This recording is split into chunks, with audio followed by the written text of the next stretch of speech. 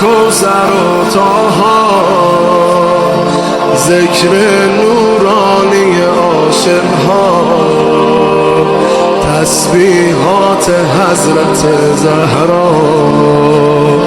الله اکبر این همه جلال، الله اکبر این همه شکوه، الله اکبر در راه علی، فاطمه ایستاده مثل یک کوه. صلی الله علیه فاطمه، صلی الله علیه فاطمه، صلی الله علیه فاطمه،